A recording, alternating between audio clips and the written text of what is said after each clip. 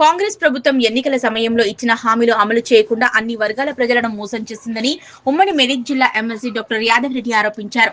సిద్దిపేట జిల్లా గజ్వేల్ పట్టణంలోని తన కార్యాలయంలో నిర్వహించిన మీడియా సమావేశంలో ఆయన మాట్లాడారు. కాంగ్రెస్ ప్రభుత్వంపై ఘాటు విమర్శలు చేశారు. ఎన్నికల సమయంలో 6 గ్యారంటీ పథకాలు అమలు చేస్తామని ప్రజలు నమ్మించి అధికారంలోకి వచ్చారని, కానీ ఇప్పటి వరకు ఒక్క హామీ కూడా పూర్తి చేయలేదన్నారు.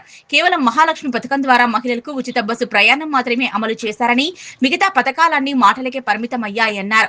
ఆసరా పెన్షన్లు నిలిపివేయడంతో పేదలకు తీవ్ర ఇబ్బందులు పడుతున్నారన్నారు.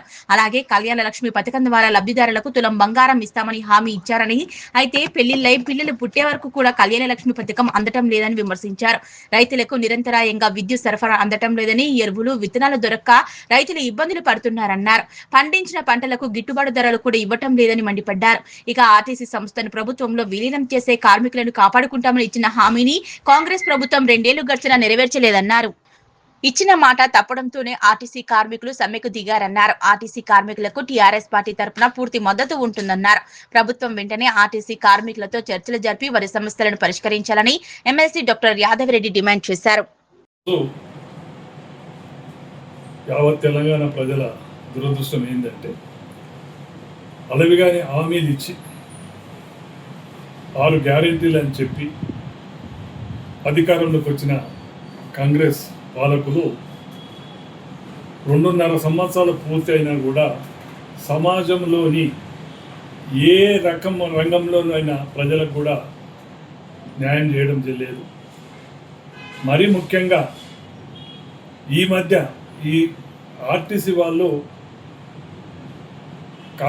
బీఆర్ఎస్ ప్రభుత్వం ఉన్నప్పుడు అది ప్రభుత్వంలో విలీనం చేసి వారికి గవర్నమెంట్ పరంగా ఉద్యోగాలు ఇస్తామని చెప్పి హామీ ఇచ్చి చేసిన సందర్భంలో అప్పుడు ప్రతిపక్ష హోదాలో ఉన్న ఇదే రేవంత్ రెడ్డి వాళ్ళని రెచ్చగొట్టి వాళ్లకు అప్పుడు ఎన్నో హామీలు ఇచ్చి మేనిఫెస్టోలో పెట్టి ఇప్పటి వరకు 2.5 సంవత్సరాలు పూర్తయినా కూడా ఏ ఒక్కటి కూడా నెరవేర్చలేదు.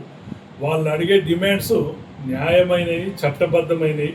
కాబట్టి ప్రజలకు అసౌకర్యం కలగకుండా ఇప్పటికైనా మన ఆర్టీసీ కార్మిక సోదరులందరినీ కూడా మా ట్యాక్స్కు పిలిచి సమస్య పరిష్కరించి ప్రజలకు ఇబ్బంది కలగకుండా చూడాలని మేము కోరుకుంటున్నాం.